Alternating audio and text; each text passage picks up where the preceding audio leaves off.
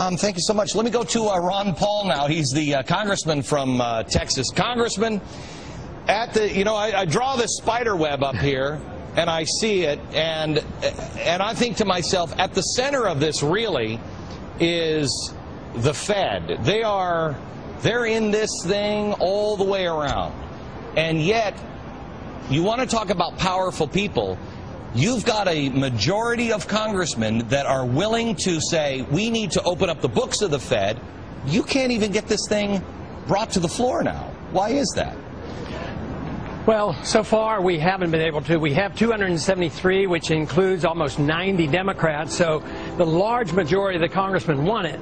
They don't want it because they really understand the issue and they're not motivated by philosophy as much as the fact that this has struck a chord with the American people, and the American people are demanding more transparency. So I think this is very good.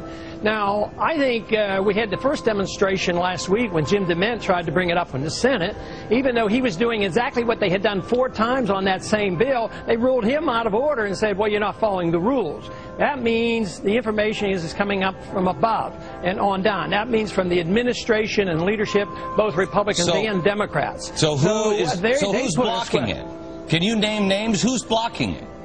Well, I don't know the individual, but I would know one thing. If Obama wanted change and change of this system, at least exposure, he could do something. But, you know, he got nearly $1 million from Goldman Sachs. So we don't expect anything from the administration. The same people, you know, whether this to me is a perfect example of my argument that I've made, and I think you generally agree with it. There's not a whole lot of difference between the two parties. No. You know, they're owned by the same people. You take this Goldman Sachs issue. Wouldn't it be revealing if we were able to get the transcripts and all the agreements and discussion that all Treasury and all Federal Reserve officials have had with Goldman Sachs? I mean, that would be a revelation. But, boy, they're hysterical when they think we're coming down close to saying that we might be able to open up the books. I got some information the other day that during another crisis in Central America, the banks were in trouble, and our Fed went to the IMF and told the IMF to pay the interest to the banks. I mean, that's how corrupt it is.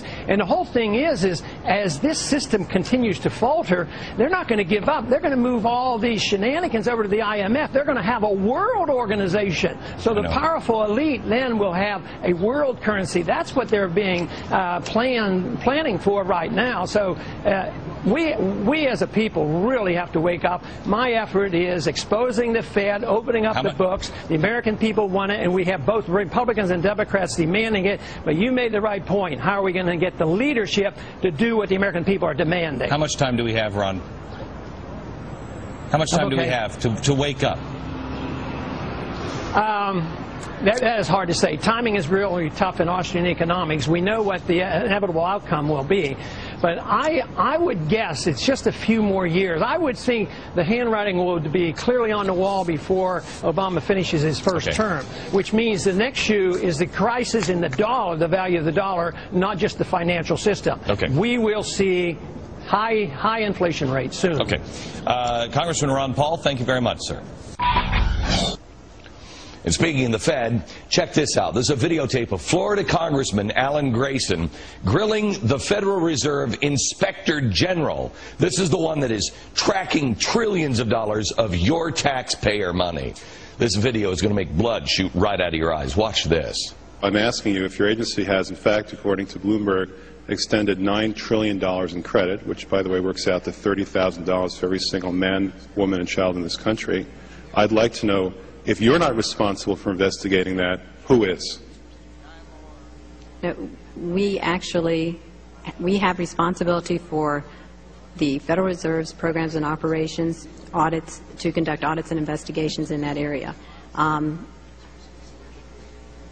In terms of who's responsible for investigating, would you mind repeating the question one more time? What have you done to investigate the off-balance sheet transactions conducted by the Federal Reserve, which, according to Bloomberg, now total $9 trillion in the last 8 months?